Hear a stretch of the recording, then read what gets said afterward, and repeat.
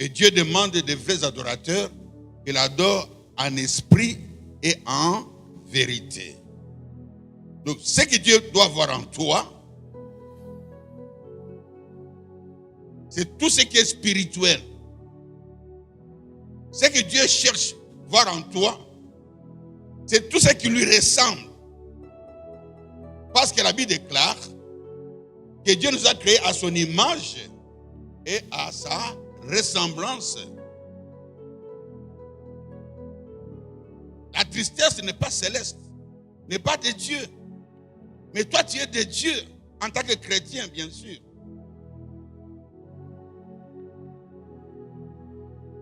Mais lorsque nous sommes dans ce monde, nous allons côtoyer, si ce n'est pas tous les jours, plusieurs fois la tristesse. Parce que la tristesse est entrée dans la vie de l'homme avec la chute de l'homme, Adam et Ève. Lorsqu'ils ont perdu la communion avec l'Esprit de Dieu, automatiquement, Satan a imposé à l'homme une autre vie qui n'est pas la vie de Dieu. La vie qu'on appelle une vie de souffrance. Une souffrance externe comme interne. Et lorsque l'homme vit dans la souffrance, ça se manifeste par la tristesse. Même il y a des mamans, quand elle regarde son bébé, dit, l'enfant ne rit plus. On a aussi qu'elle se soutient. Mais qu'est-ce qui se passe? Donc, la maman veut voir son enfant dans la joie, en train de rire. Quand la maman voit l'enfant en train de rire, de s'amuser, d'être à l'aise, la maman est aussi à l'aise. Retenez ça. Quand la maman voit l'enfant en train de rire, l'enfant est à l'aise, la maman est aussi à l'aise. Mais lorsque l'enfant ne sourit pas, l'enfant ne donne pas de signes de joie, la maman aussi n'a pas la joie. Ce qui est important pour le message d'aujourd'hui, moi j'ai dit, il ne faut pas manquer le vendredi, parce que tout ce qu'on a donné le vendredi, vous n'aurez pas le tout, mais vous aurez quand même les fonds. Alors, bien aimés dans le Seigneur, c'est que nous devons comprendre que si Dieu nous a créés, il nous a créés avec un plan. Dans ce monde, avec un plan. Le plan, nous le connaissons, c'est que sur les enseignements bibliques de Jérémie 29, 11. Je n'ai que des projets de paix pour vous et non des malheurs, afin de vous donner de l'avenir et de l'espérance. Donc, le projet, c'est le plan. Dieu n'a que le plan, le projet de paix pour nous et non des malheurs. Parce que quiconque se trouve dans les malheurs, dans la souffrance, automatiquement, la Bible déclare,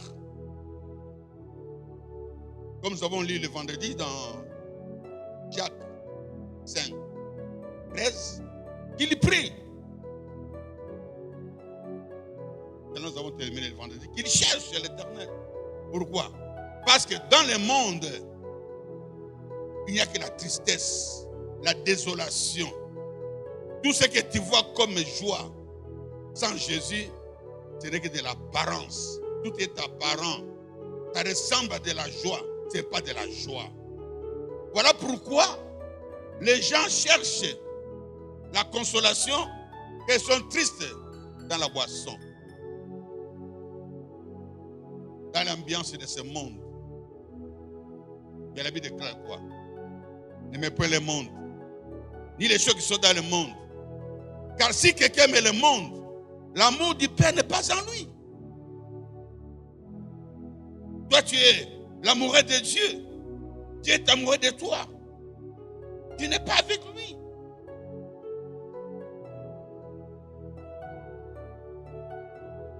Quand on est triste, quand on a des problèmes, on cherche des solutions auprès des humains. Sans oublier que lui aussi il a des problèmes. À moins qu'il soit serviteur de Dieu. Parce que son Dieu va l'aider à te donner la solution. Mais on cherche des solutions dans la famille. Sans oublier que la plupart de nos problèmes viennent de nos familles. Avec l'éducation qu'ils nous ont donnée. L'éducation qui se résume par les traditions familiales qui nous amènent à des liens. Et ces liens emprisonnent nos étoiles, nos identités, nos destinées. Et nous passons toute la vie malheureux en cherchant des solutions là où on ne peut jamais trouver de solutions. Oh bien-aimé, la tristesse est terrestre. C'est à Mokili, c'est à Lolate, c'est à Nzambete. Rien cela, c'est très important. Tout le monde est appelé à être triste tant qu'on vit dans la chair. Tant qu'on est dans nous autres, tant que tu vis dans la chair, tu es appelé à être triste. Pourquoi? Parce que sur la terre, bien-aimé, il n'y a rien qui peut te procurer de la joie de Dieu. Qu'est-ce qui est céleste? C'est le contraire de la tristesse. Le contraire de la tristesse, c'est la joie. La joie est céleste. La joie, c'est le fruit de l'esprit. Le fruit du Saint-Esprit. Galates 5, 22.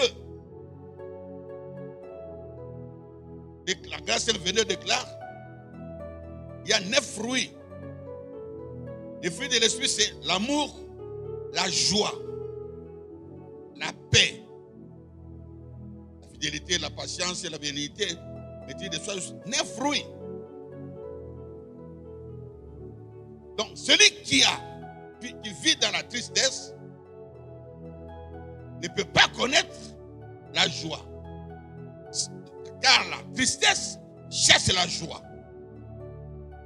La joie chasse automatiquement la tristesse.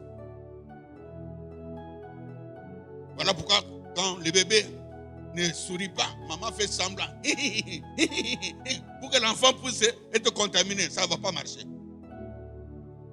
Maman fait contaminer la joie à l'enfant. Ça ne va pas marcher. Parce qu'il y a quelque chose de mauvais dans l'enfant qui pousse cet enfant à ne pas rire, à ne pas être heureux. Donc toute personne qui peut t'aider, viens ici, tout concours de ce qu'il me dit, ça ne va pas marcher.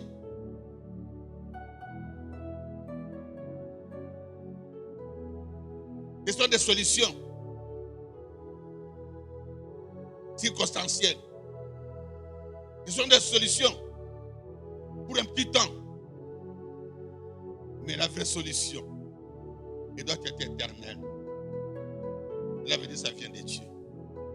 Donc, bien aimés dans le Seigneur, ce que nous devons retenir encore aujourd'hui, par rapport à ce que nous avons vu le vendredi,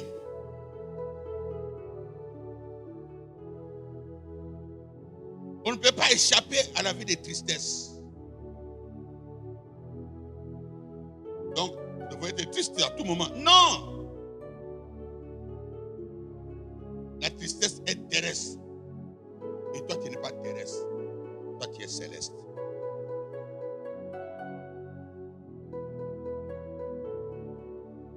Ce n'est pas Dieu qui amène la tristesse dans ma vie. Moi, je suis un enfant de Dieu.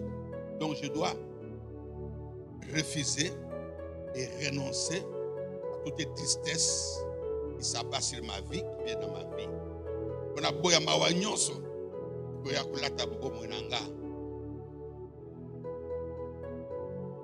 Parce que c'est le plan de Satan.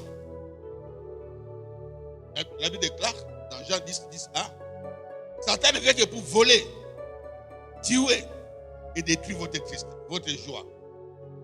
Voler votre joie. Tuer votre joie. Détruire votre joie.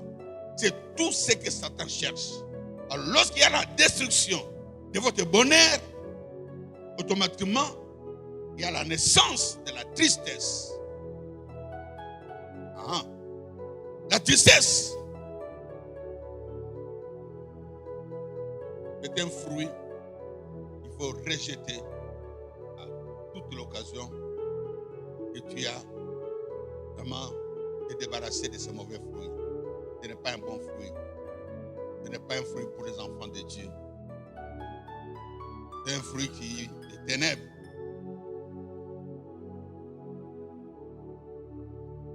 Alors, nous devons savoir que la tristesse a comme source, les événements malheureux dans la vie de l'homme, prévisibles comme imprévisibles. Voilà pourquoi tu ne peux pas échapper à la tristesse, parce qu'il y a des événements qui viennent en improviste. Tu ne t'y attends pas. Tu n'as pas cherché à être triste. Tu t'es réveillé en bonne santé, dans la paix, et tout d'un coup, pendant la journée, tu es sorti de la maison, tu rentres triste, ou on te trouve triste à la maison, parce qu'il y a eu un événement malheureux, prévisible comme imprévisible. Alors, ces événements, nous avons énumérés, il y en a plein. Quelques-uns le vendredi, je vais les répéter rapidement, sans les commenter. Le vendredi, j'ai tout commenté. Il y a les échecs dans la vie. Ça peut être aux études, ça peut être au travail, ça peut être dans les projets, les entreprises. Tu commences une entreprise, une affaire, ça termine dans le chaos, dans l'échec. Surtout quand tu as pris le crédit à la banque. Surtout quand tu as demandé l'argent à quelqu'un, je vais te remettre. Et tu mets ça dans les affaires. Et quand ça ne produit pas, waouh. Il y a aussi l'humiliation. L'humiliation. Ça, je ne peux pas expliquer le vendredi. C'est quelque chose de très mauvais. Ça marque la vie d'une personne.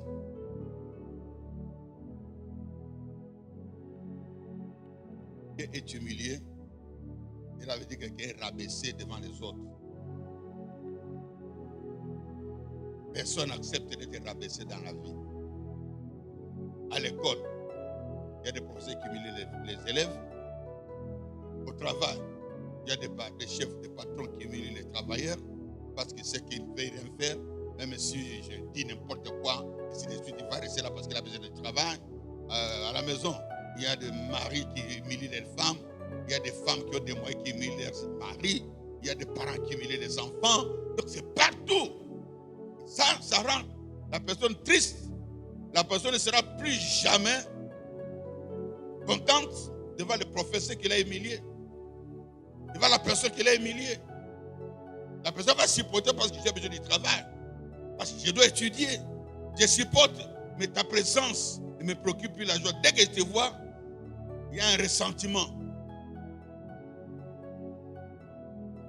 Alors évitez dans la vie d'humilier les autres. Parce que c'est sur le plan celui qui n'a pas Christ, il a du mal à pardonner quand il a été humilié. Évitez d'humilier les gens. Évitez cela. Mais toute personne a besoin d'être valorisée dans la vie. Mais quand toi tu humilies quelqu'un, il n'y a que Satan qui rabaisse les gens. Mais Dieu élève. Donc l'humiliation, c'est un sentiment satanique. On met dans la vie d'une personne à cause de ce qu'on a fait, de ce qu'on a causé dans la personne à travers ma réaction ou mon action vis-à-vis de la personne, de cette personne. Donc, bien aimé, nous devons faire attention. Nous n'acceptons jamais qu'on nous humilie, alors n'acceptons jamais plus d'humilier les autres. Ça enlève la valeur d'une personne et ça met dans l'autre personne la rancœur, la rancune. Et ça va mettre du temps. Et ça va produire, comme on dit l'expression, l'amertume. Ça va amener le ressentiment, la présence,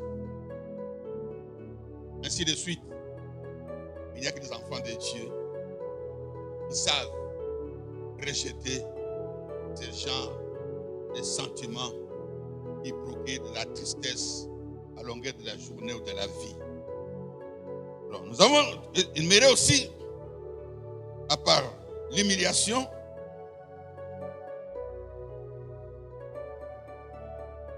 il y a beaucoup d'autres éléments. Bon. La déception. Ça fait aussi mal. Quand quelqu'un est déçu, c'est qu'il faisait confiance. Quand on a mis vraiment toute sa confiance dans un membre de la famille, un ami, un fiancé, un mari, une femme, une épouse, et qu'il y a la trahison,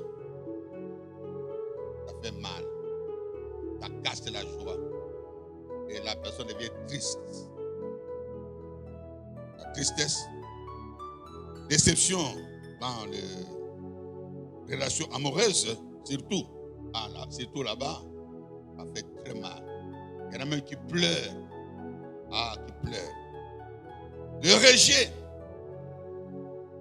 Se sentir rejeté par tout le monde. Et surtout quand le rejet vient d'une calomnie. On t'a calomnié. Et tout le monde. Je connais une sœur qui, dans Marat, avait invité un prophète à la maison pour prier pour les enfants. Et le prophète a dit que la fille qu'elle a trouvée à la maison, dont la maman était morte, c'était une sorcière. C'était fini pour la petite fille. C'était fini. Elle avait perdu toute sa valeur et toute sa personnalité. Elle était vraiment rejetée de ses frères parce que le prophète a dit. Et la marâtre était des mèches avec le prophète. Elle ne voulait pas de cette fille à la maison. Il fallait la renvoyer. Et en fait de compte, on l'a renvoyée. On l'a envoyée dans la famille de sa mère. Elle a grandi là-bas, loin de sa famille, rejetée à cause d'un soi-disant prophète. Et c'était terrible. Jusqu'à ce qu'elle a commencé à prier avec nous. Elle a appris à pardonner. Et Dieu qui est Dieu a fait le contraire de ce que la marâtre voulait. La marâtre voulait que cette fille échoue, que ses enfants réussissent, mais c'est le contraire qui s'est fait. Les enfants de cette maman-là, les petits frères de cette fille-là, tous n'ont pas réussi dans la vie. Elle était la seule à réussir. Et c'est elle qui prenait maintenant charge de ses frères et sœurs quand leur père a perdu le travail. Voilà comment Dieu est bon avec ceux qui savent pardonner. Il faut pardonner. Amen. Ce n'est pas notre message, mais Dieu vient de parler à quelqu'un. Tu dois pardonner le mal qu'on t'a fait. Ne garde pas ça dans le cœur, car tu peux sourire, mais dans le cœur, c'est la tristesse. Il y a quelque chose qui te rend triste.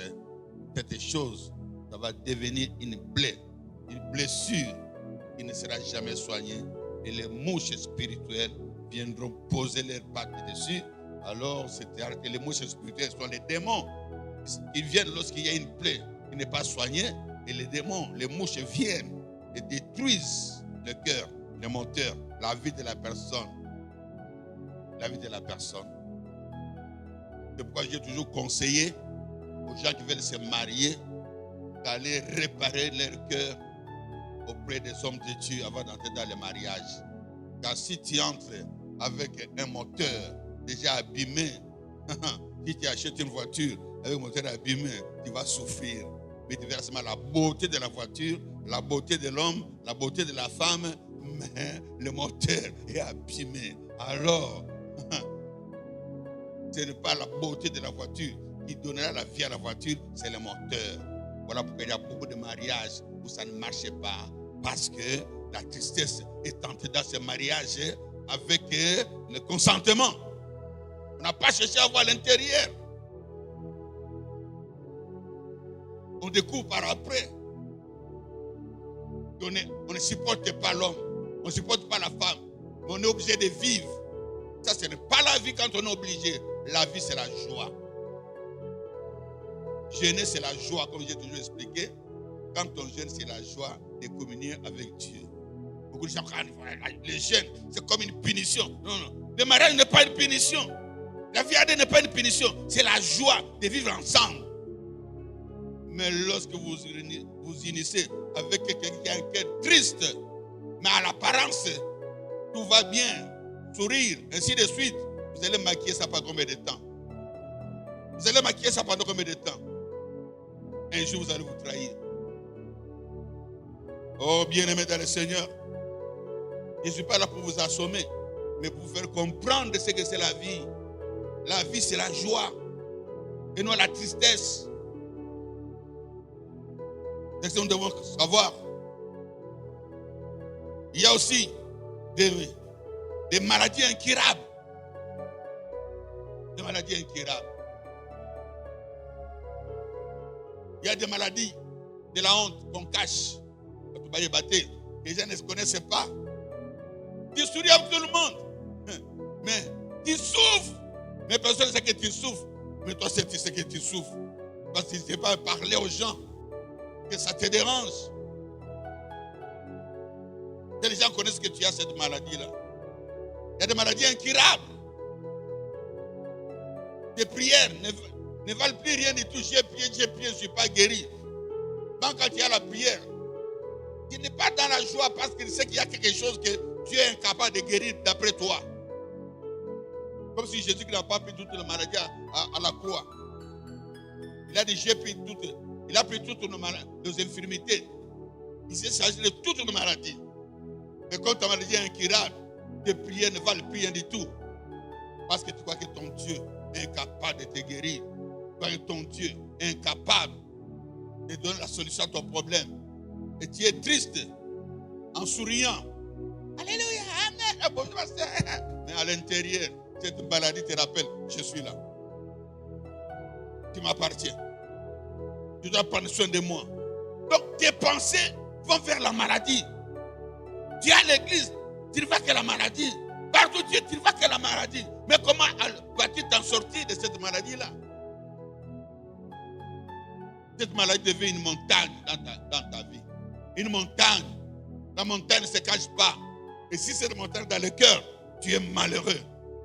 Tu es malheureux. Mais Jésus est là pour que cette montagne disparaisse de ta vie. Parce que tu diras seulement à cette montagne, sors de mon cœur. Mon cœur appartient à Jésus. Et cette montagne va partir aujourd'hui au nom de Jésus. Dites amen bien. Dites amen fort. Dites amen en applaudissant le roi des rois.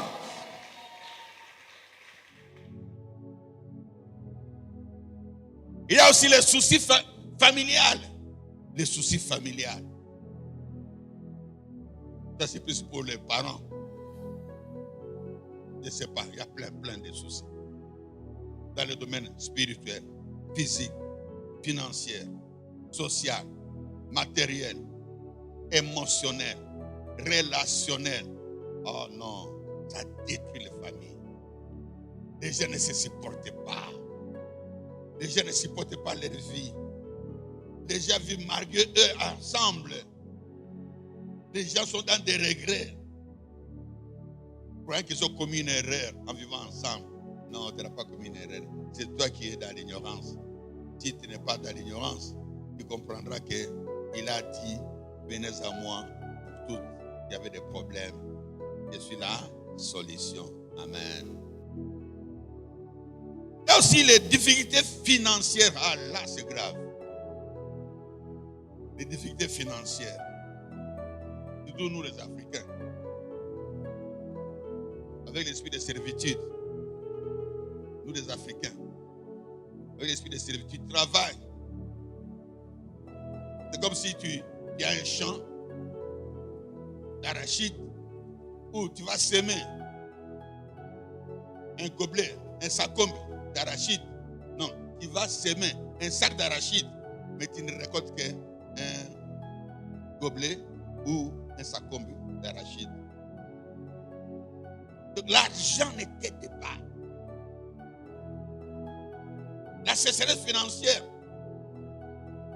fait des hommes, comment je peux dire, des rusés.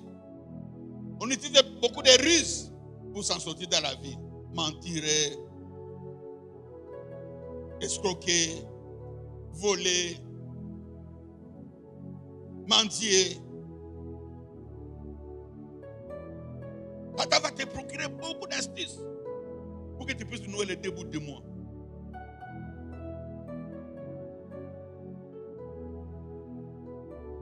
Tu ne peux même pas faire ce que tu veux faire dans la vie.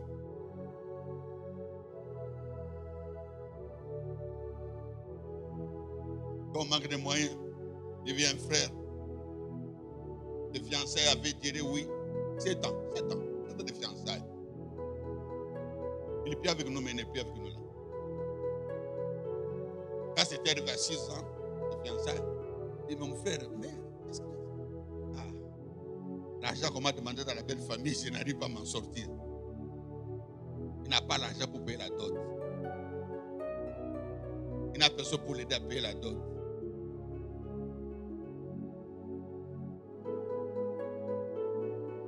Amen.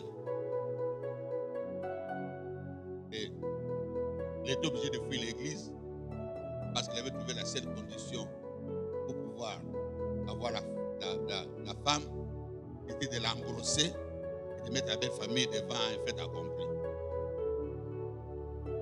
Voilà comment Satan donne des moyens pour s'en sortir dans des cas où ça ne marche pas. Il va t'enfoncer.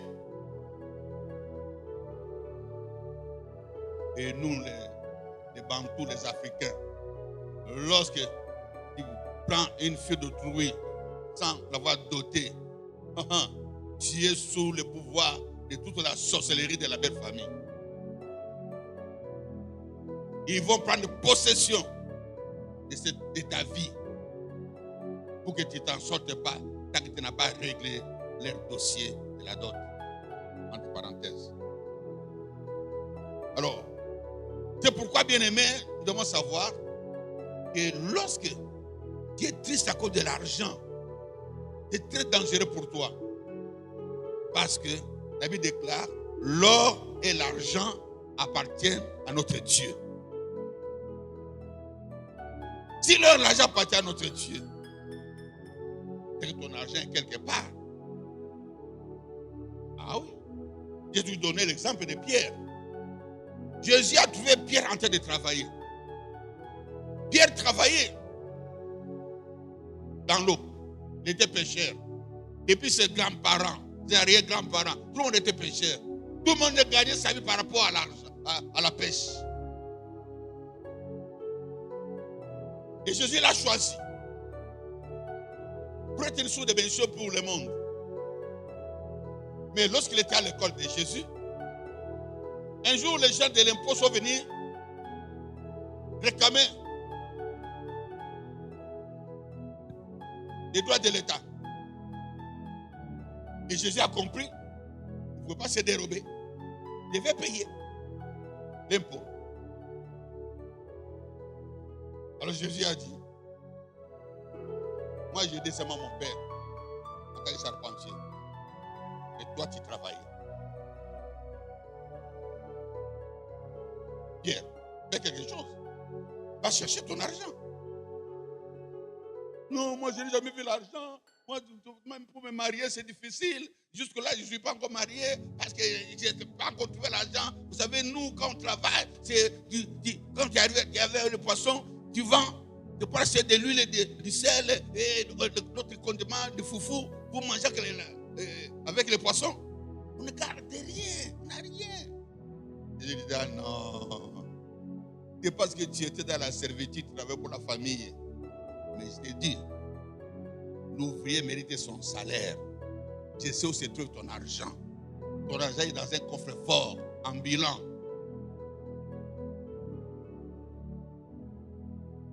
Ton argent est dans un coffre-fort.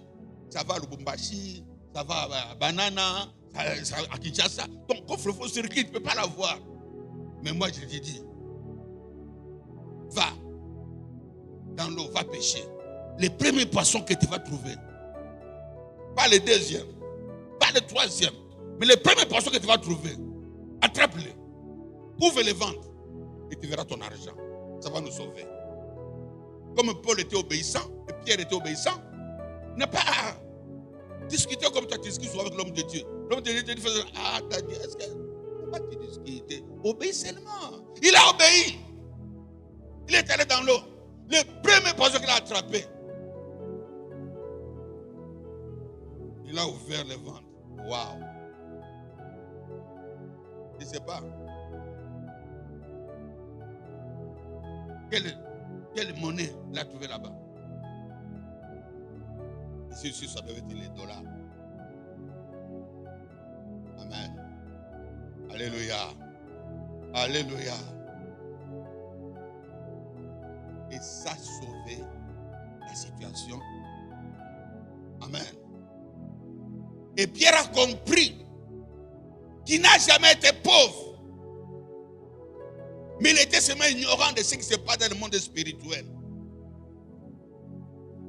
Enfant de Dieu, la pauvreté c'est une maladie. Mais Jésus a pris toute une maladie. Pourquoi tu restes dans la pauvreté? Toute maladie rend la personne triste. Je répète encore, la pauvreté c'est une maladie de ce monde. Vous allez avec moi. La pauvreté. Oh, n'êtes pas là. La pauvreté, c'est une maladie de ce monde. Et Jésus-Christ a vaincu toutes les maladies. Jésus-Christ a pris toutes les maladies sur lui, à la croix du mont Golgotha. Et moi, aujourd'hui, je renonce, je refuse cette maladie dans ma vie. Au nom de Jésus. Applaudis pour le Seigneur bien-aimé.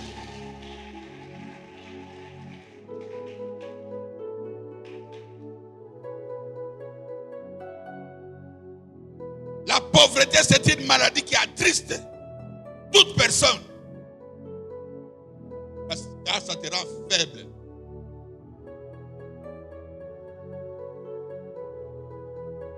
Quel est cet homme qui ne sait pas nourrir sa famille? Et la femme travaille. Il vend quelque part. Et l'homme dépend de la femme. Même s'il sourit, à l'intérieur, il est humilié. Une humiliation. Ça peut être pour un petit temps. Mais quand ça va prendre une année, 2 ans, 3 ans, 4 ans, ça te rabaisse. Ça t'a rabaissé. Pourtant, Dieu connaît où se trouve ton argent. Je répète, Dieu connaît où se trouve ton argent. Je vous ai toujours donné mon exemple. J'arrive aux États-Unis. Je n'avais plus l'argent pour me déplacer. Pour me déplacer.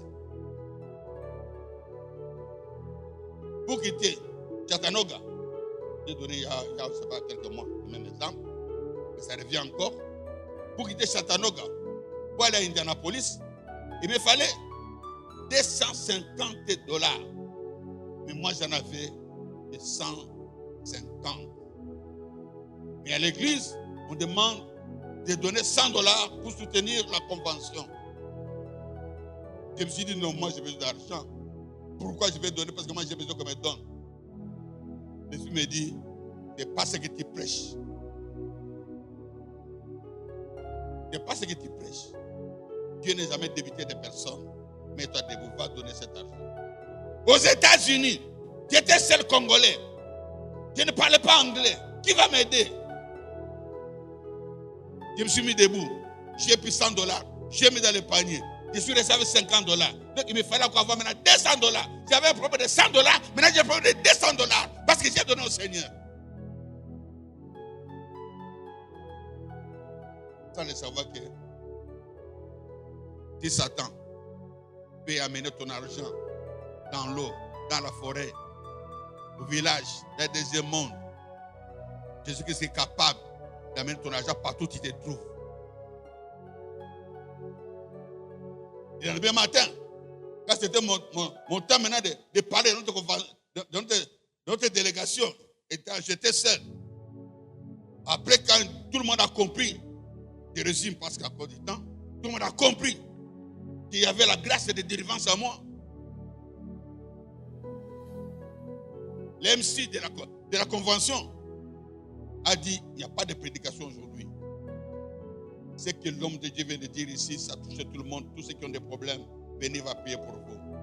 Et toute la salle, déjà de 500 personnes, sont venus. J'ai commencé à prier presque pour tout le monde.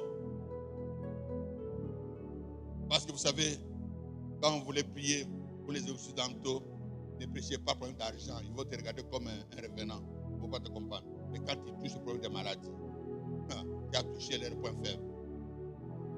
Ils sont venus devant. Dieu a touché beaucoup de gens. Mais une maman est venue pour la deuxième fois. Elle m'a touché au cœur. Elle a dit, homme de Dieu, Dieu m'a demandé de m'occuper de ton problème financier. De m'occuper de toi sur le plan financier. Le soir, elle m'a amené $500. Avant de quitter, elle m'a amené $1000. Oh, bien-aimé. J'étais seul sans argent. J'étais désemparé. J'étais triste. Mais j'ai suivi la voie de Dieu. J'ai obéi à la voie de Dieu. Et toi qui es ici, tu ne veux pas donner la dîme. Quand tu as des problèmes, tu dis non, je donne la dîme, comment tu vas encore faire? Ainsi de suite. Moi, j'ai manqué. J'étais dans un pays étranger où il n'y avait pas de secours pour moi. J'ai regardé vers l'éternel. J'ai les mes yeux vers des montagnes. Aucune montagne ne peut t'aider. Les montagnes là sont pour te bloquer. Tu dois les déraciner parce que la voie de Dieu. J'ai les mes yeux vers des montagnes. D'où me viendra le secours? Le secours me vient de l'éternel. Il y a les ciels et la terre. Bien-aimé, ton argent, si ce n'est pas au ciel, c'est sur la terre. Si ce n'est pas sur la terre, c'est au ciel. Ton argent est là. Je répète, ton argent est là.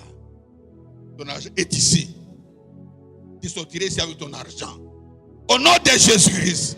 Dites amen 3 fois.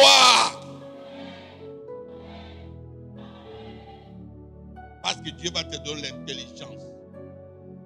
Et nous, à l'Est, on dit Akilimali. C'est-à-dire l'intelligence de l'argent. Tu peux avoir $100 aujourd'hui. Moi, je peux avoir $100 aujourd'hui. Dans une semaine, j'aurai $1000, mais toi, tu n'auras plus rien du tout. Toi, tu n'es pas intelligent. Si tu es intelligent, dans un mois, tu as $1000. Et cette intelligence sortira d'ici avec l'Esprit de Dieu. L'Esprit de multiplication. L'Esprit de victoire. L'Esprit de Jésus. Le Dieu de la miséricorde. Que j'applaudis avec joie. Oui, bien-aimé.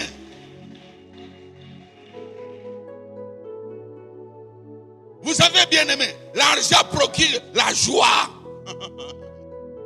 La joie procure la joie. L'argent procure même la guérison physique. Tu vous dis la vérité. L'argent procure même la guérison physique. Tu vas oublier même que tu es malade. Parce que tu es prêt à faire de bonnes choses dans ta vie. Et tu les feras au nom de Jésus-Christ. Pas Jésus-Christ, c'est pour les bonnes choses. Jésus-Christ est vivant. Jésus-Christ est réel.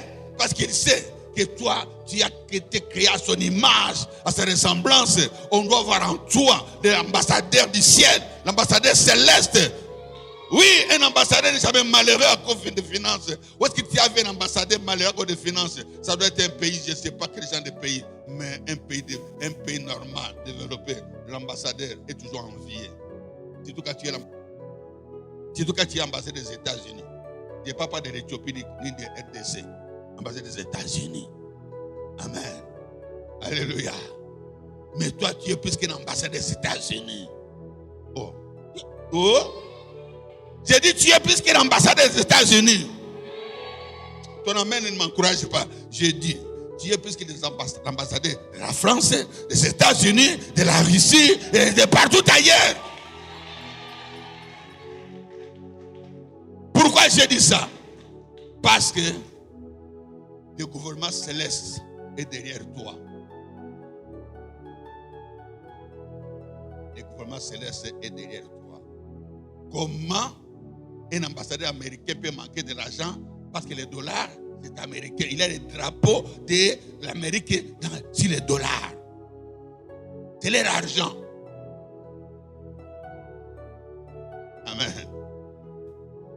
nous avons celui qui a créé l'argent. Et il y a un drapeau sur ton visage là.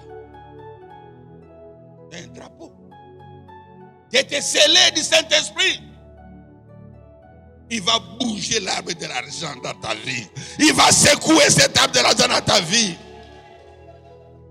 Et tu ne seras plus triste. Dis, je ne serai plus triste. Au nom de... Oui.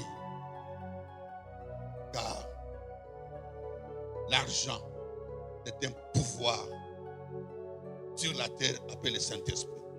Appelé le Saint-Esprit, c'est l'argent. Si tu as le Saint-Esprit, tu as tout. Mais si tu as le Saint-Esprit et tu as l'argent, tu règnes. La Bible déclare que la sagesse du pauvre est méprisable. Il peut prêcher, il peut avoir toute la sagesse de répondre à des questions, prier pour les gens, ainsi de suite. Mais si tu n'as pas l'argent, on a besoin seulement de toi qu'on a un problème. Mais on ne t'associe pas à des réunions, on ne t'associe pas à des grandes fêtes, on ne t'associe pas à de bonnes choses. Mais quand il y a un problème, allez chercher ces pasteurs là. Ça va quand il y a un bon chercher les pasteurs.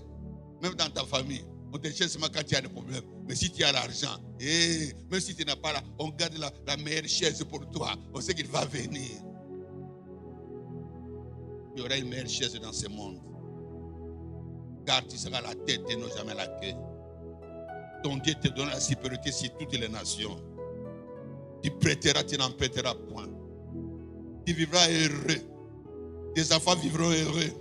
Les enfants des enfants vivront heureux. Les enfants des enfants des enfants vivront heureux. Parce que toi, tu es une source de bénédiction. Toi, tu es le fils d'Abraham. Toi aussi, tu es la fille de Sarah. Tu ne verras jamais la malédiction dans ta vie, ni dans ta postérité, au nom de Jésus-Christ. Tu sortiras de cette parole, et cette parole germera dans ta vie, et cette parole produira en abondance les fruits de la bénédiction céleste, au nom puissant de Jésus. J'ai senti l'adoration ici m'encourager. Moi, quand je sais une bonne adoration, depuis la maison de madame avant, j'ai chanté. J'ai réussi une bonne louange. Comment Dieu ne va pas agir?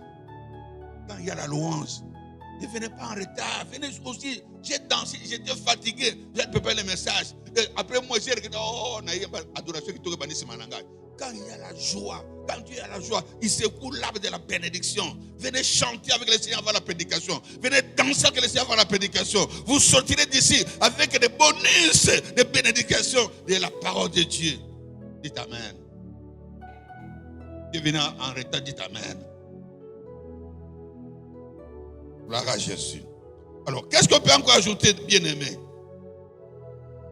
Il y a beaucoup de problèmes qui amènent la tristesse dans la vie. Et maintenant, quelles sont les conséquences de la tristesse de la vie de l'homme?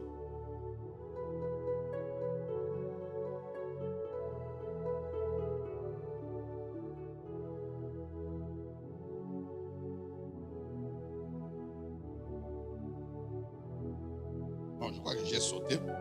J'avais dit la source de la tristesse, ça vient des événements de la vie. Maintenant, deux, comme source de la tristesse, je ne sais pas encore conséquences. Deuxième source, c'est lorsqu'on fait les mauvais choix. Lorsqu'on fait les mauvais choix. Ah, bien-aimé. Ici, ça n'a plus rien à voir avec les événements de la vie. C'est lorsqu'on fait les mauvais choix. Et le vendredi, nous avons donné l'exemple. Non. Matthieu 19, verset 22. Du jeune homme riche. Le jeune homme riche. Il avait beaucoup de biens. C'était un chrétien comme toi et moi. C'était un religieux, bien sûr. Il a demandé à Jésus qu'il doit faire encore pour hériter le royaume de Dieu. Il était sûr qu'il avait tout accompli parce qu'il était bien enseigné. Il avait tout. Il n'a jamais connu la pauvreté dans sa vie parce qu'il était d'une descendance d'une famille élevée, bénie. Jésus lui a dit, il faut maintenant pratiquer les 10 commandements. Il dit, oh, là c'est depuis mon enfance. Vous voulez que Jésus te dise commandements?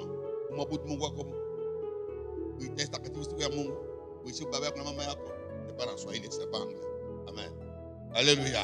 Parce que je connais ça par cœur en Swahili. Moi, j'ai étudié ça en premier primaire en Swahili. C'est pourquoi je connais ça par cœur jusqu'à aujourd'hui. Ils n'ont jamais perdu ça.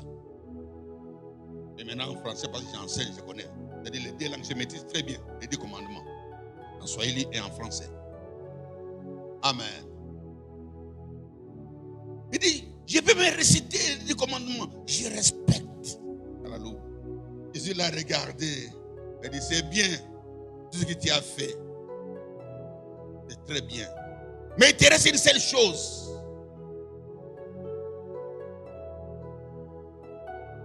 Parle, Seigneur. Va. Vends tout ce que tu possèdes. Distribue-le aux pauvres. Deviens pauvre pour moi et viens. Et suis-moi. Il a regardé Jésus. Il a regardé sa richesse. Il a regardé sa renommée. Il a regardé. Non. Pas là-bas. Tu as touché un point. Non. C'est ton choix. Je mets devant toi la vie et la mort. La bénédiction et la malédiction. Deutéronome 30 et 19. Choisis Jésus. Choisis la vie. Jésus, c'est la vie. Choisis la vie. En fait que tu vives toi et ta postérité. Mais l'homme a regardé Jésus et a dit, le monde m'a beaucoup donné. On verra ça quand il reviendra. Pour le moment, laisse-moi vivre. Oh, il a choisi la tristesse sans le savoir. Il a choisi la tristesse parce qu'il croyait que Jésus était pauvre. Beaucoup de gens croient qu'ils donnent à l'église, ils enrichissent, c'est Jésus. Qui t'a dit ça? Quand tu donnes à Jésus, c'est toi qui deviens riche dans ce monde. Mais si tu ne donnes pas à Jésus, tu as fait un mauvais choix. Ah oui. Ne suivez pas ce que les gens racontent dans les réseaux sociaux. Vous enrichissez votre pasteur, vous enrichissez ceci. Qui enrichit les pasteurs? Ce sont des pasteurs de Satan qui viennent piller les fidèles avec des messages bien travaillés pour pouvoir piller les fidèles. Parce que ce sont des loups dans la bergerie. Mais un serviteur, enfant de Dieu, il est là comme source de bénédiction. Si tu as contact avec lui, il va monter. Amen. Alléluia. Parce que celui qui bénit, c'est l'Éternel. Ce n'est pas l'homme de Dieu. Mais il y a des serviteurs de Dieu qui sont là pour déprimer les fidèles, pour s'enrichir eux-mêmes. Ruth a suivi Naomi. Il était devenu plus riche même que Naomi. Parce qu'il avait dit, ton Dieu sera mon Dieu. Si tu viens dans cette église et que le Dieu de l'apôtre Achille devient ton Dieu, il sera plus béni que l'apôtre Achille au nom de Jésus-Christ. Il dit au nom de Jésus-Christ. Bon, ton voisin n'a pas dit amen. Tu ne crois pas à cela. Il dit au nom de Jésus-Christ. Comment un enfant peut vivre avec son père et ne pas dépasser son père? Non. Jésus a dit cela dans Jean, chapitre 14, verset 12.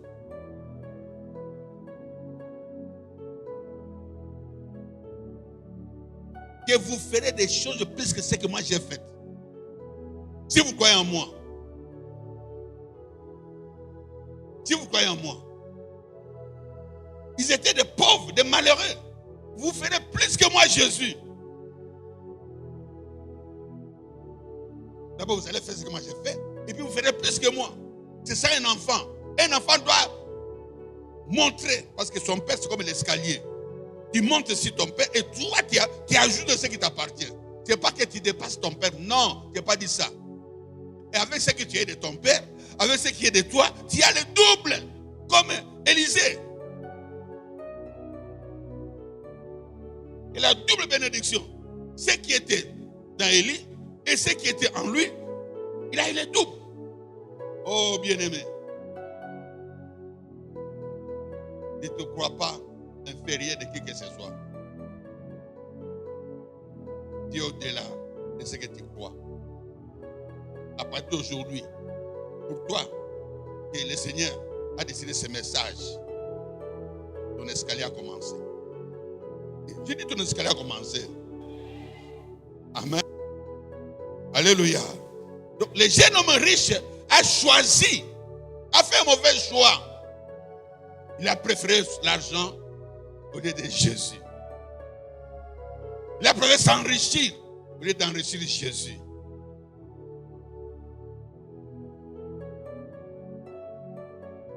Le seul pauvre qui est enrichi dans la vie, c'est Jésus.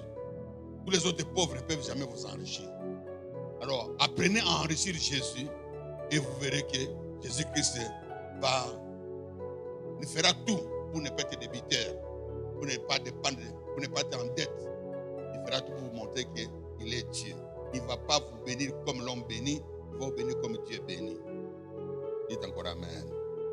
Et puis nous avons parlé de l'enfant prodigue, Luc 15. Nous avons lu le verset 13 à 14 et le verset 22 à 24.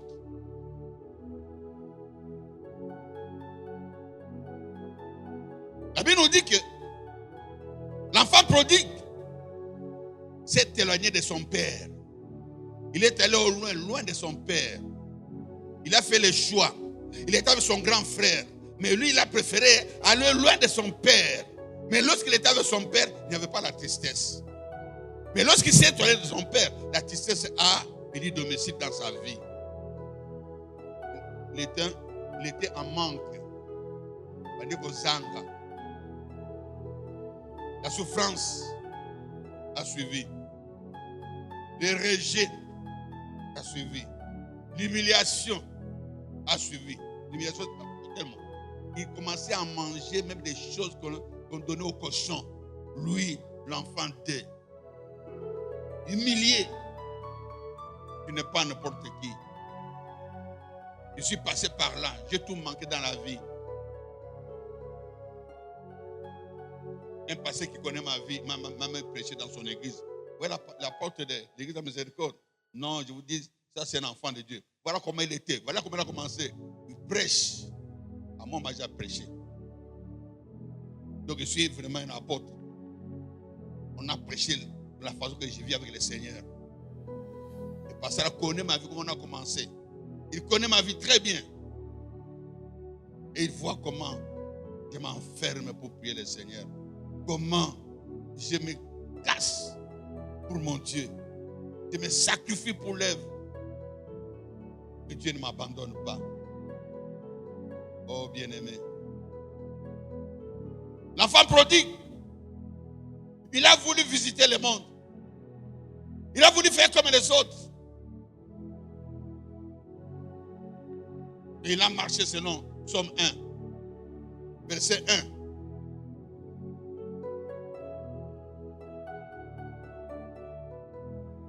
Heureux l'homme qui ne marche pas avec les gens du monde, les pécheurs, les moqueurs, les embrouilleurs.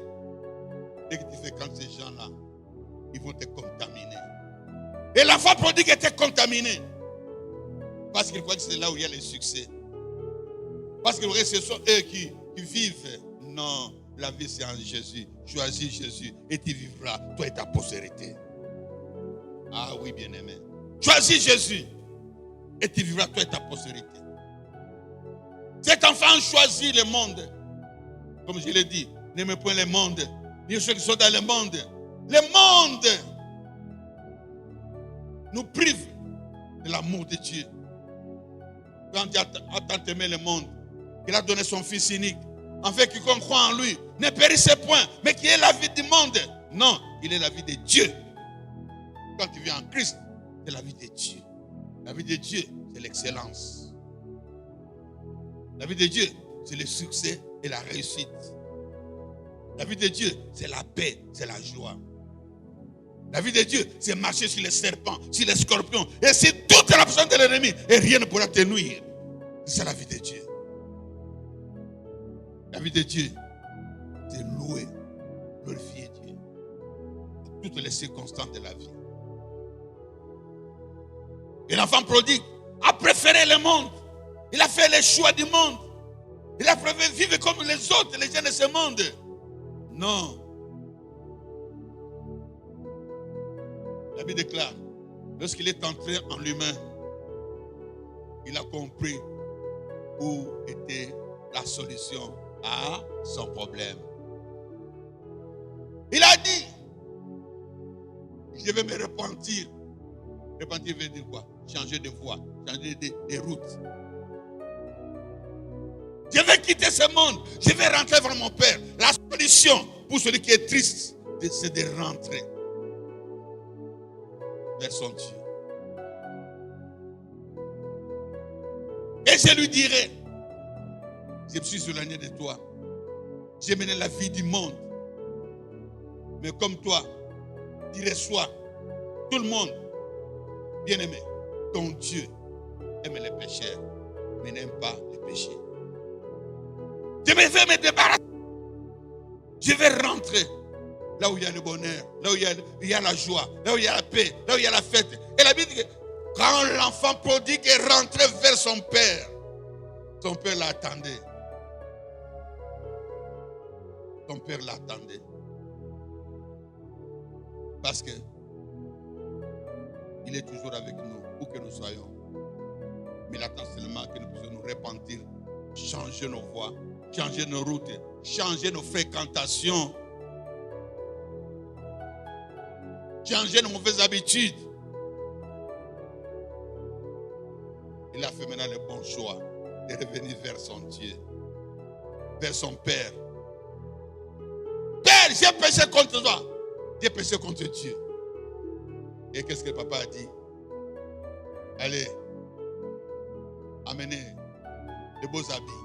Waouh. Amenez l'anneau, les sceaux. Waouh. Les cachets célestes. Cachet royal. Princière. Allez tuer les faux gras.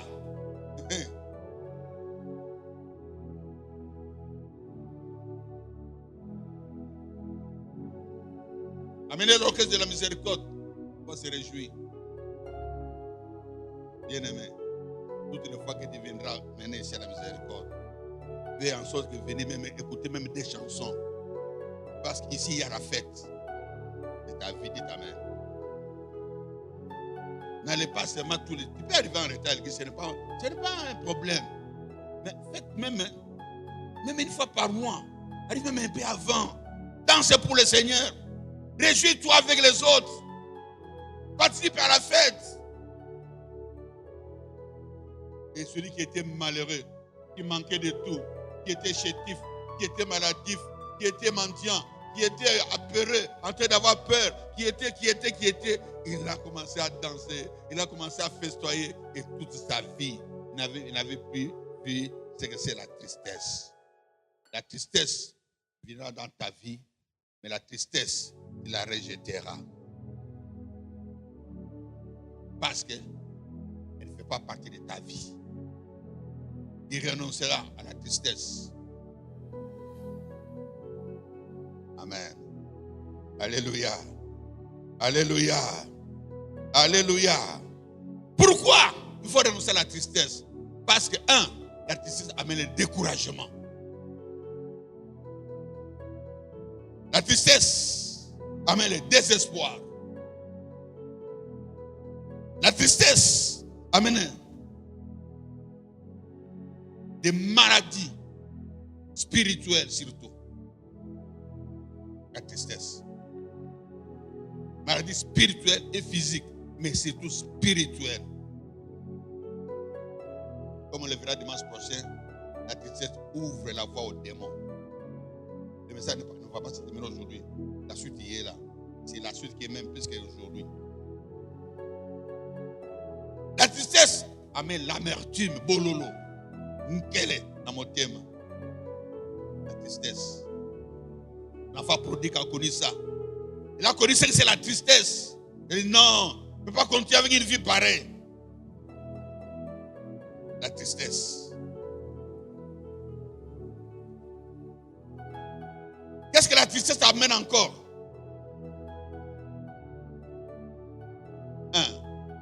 La tristesse nous éloigne de la présence de Dieu. Je vais bien expliquer ça le dimanche prochain.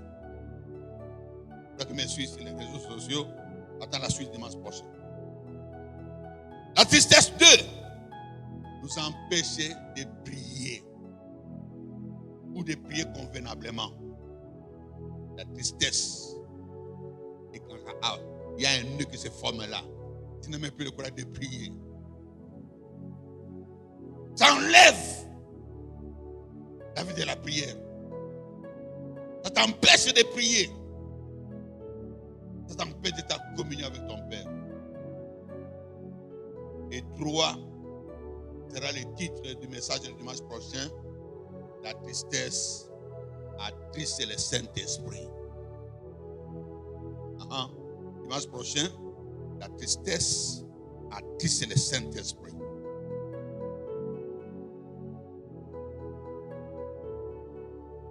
Et n'oubliez pas la solution. Ça reviendra encore. Matthieu 11, 28. Venez à moi, et moi, je vous donnerai de la joie. Amen. Répétez après moi. Venez à moi, vous tous qui êtes fatigués et chargés. Et moi, Jésus, je vous donnerai la paix, le repos, la joie, la solution. Au nom de Jésus. On applaudit pour le roi des rois, le Seigneur, le véritable Dieu. On applaudit encore pour le roi des rois.